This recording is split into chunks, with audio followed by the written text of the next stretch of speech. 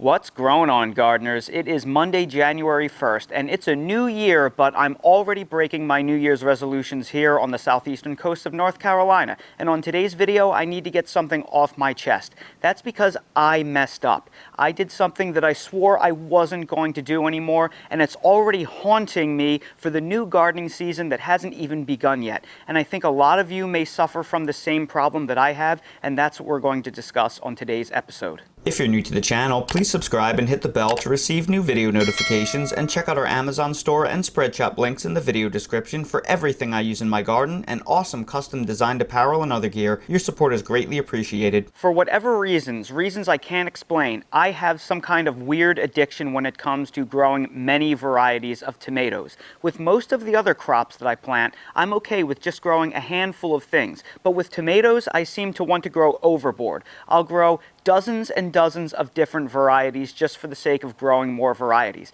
And it is a nightmare to manage, and it just leads to all of these different problems in my garden. Growing all of these different varieties of tomatoes is a pain in the neck. That's because I have to buy all of these packets of seeds just to use one or two seeds, so it's really expensive to do it. It's really hard to manage because I'll have one of each individual tomato variety, so I have to match everything up, and it's really hard to label all of the plants. And then if something damps off or you happen to get a runt or some bad seed, you don't get a true representation of this variety. Or if some kind of insect or a mammal pest eats one of your plants, then that whole variety is lost. It's just really difficult to manage, and it's annoying. So this year, what I was going to do as one of my New Year's resolutions is grow still the same number of tomato plants overall, but grow only a handful of varieties. That way I could keep things simple, and I would be more able to accurately gauge each individual variety, because like I said, sometimes when you plant only one plant, you just get a bad seedling that doesn't grow very vigorously.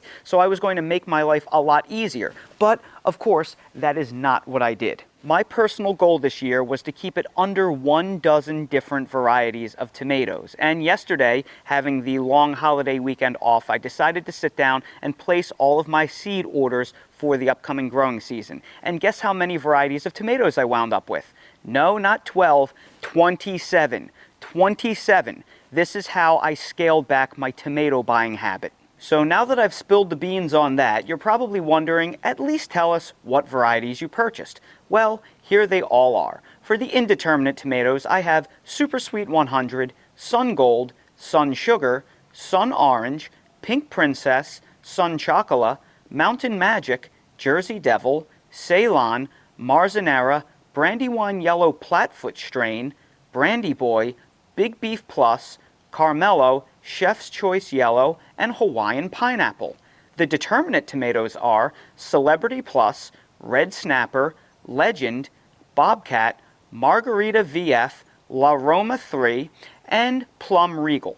For the dwarf tomatoes, I'm growing Rosella Purple, Dwarf Emerald Giant, Adelaide Festival, and Purple Rain. Those are the 27 varieties of tomatoes that I will be growing at a minimum this season. But hey, it's not all that bad. I went through my records and I grew 31 different varieties of tomatoes in 2022 and 28 different varieties of tomatoes in 2023. And I'm only growing 27 varieties of tomatoes this upcoming 2024 season. So guys, I'm making big progress with this addiction. And technically speaking, 4 of the varieties don't even count. My La Roma 3 and Margarita VF varieties, well, I only have 4 seeds total, so I'm just growing those as plum tomatoes to get them out of the way. And 2 of the packets are free seed packets that I'm getting through tomato growers, so they don't even really count, guys. Right? Right. So on today's episode of My Strange Addiction, this man can't stop collecting and growing different varieties of tomatoes. And if you think his addiction to tomato varieties isn't enough, just look at all the figs that he's collected over the years. I mean, when you factor in my fig seedlings that I'm growing as a breeding program back there, I have at least 100 different varieties of figs. And I'll tell you what, after being part of the fig community for so many years, I'm a relative lightweight. There are people out there that have hundreds and hundreds of different varieties of figs. So I don't know what it is when it comes to plant growers and plant collectors, what makes us tick. But whoever you are, if you have an addiction to collecting different varieties, I'm kind of making this video as a joke just to let you know that you are not alone. And I'm sure that some of you out there have the collecting bug even worse than I do. What is the species that you love collecting different varieties of? Is it figs? Is it tomatoes? Are you a pepperhead and you love growing 100 different varieties of hot peppers? Do you collect citrus? Do you collect houseplants? What is it? Drop it in the comments below. I would love to hear what your strange plant collecting addiction is. But this video is not just made as a joke. This is made to be practical as well. Not only is this made to be a check on you to make sure you don't go overboard like I do with this sort of thing, but I also want to remind you that the time to start buying seeds is now. Generally speaking, seed websites and seed exchanges start stocking their seeds in December, usually shortly after Thanksgiving. So quantities are literally flying off the shelves. So you may not be in the new gardening season mode just yet. You still may be recovering from the holidays, or maybe you just have long winters and spring feels forever away. But the simple fact is, those hot new varieties that are limited in quantities online, they're flying off the shelves as we speak. So now is the time to make your list and start ordering your seeds, because if you delay too long, those things that you really want, they will go out of stock before you know it. So please take this video not just as a joke, not just something lighthearted to entertain you, but also to get you in gear for the new growing season so you get everything you want while it is still in stock. Start looking at your seed catalogs now. And for new growers out there, or relatively new growers that are looking to expand the things that they grow from seed and don't really know good locations to order online seeds that they can trust, these are some of my favorite online seed exchanges. Now, the following locations I order from online all the time and have had nothing but great results. And they are Tomato Growers, Victory Seeds, Southern Exposure Seed Exchange, Baker Creek, Territorial Seed, and Burpee. Now, that being said, there are a ton of places online that are highly reputable that I have not specifically ordered from, but I've heard great things. And some of those locations are Fedco, M.I. Gardner, the fellow YouTuber, Tomato Fest, Totally Tomato, Seed Savers Exchange, and Johnny's Seeds. All of those are very highly reputable companies that I've heard nothing but good things from.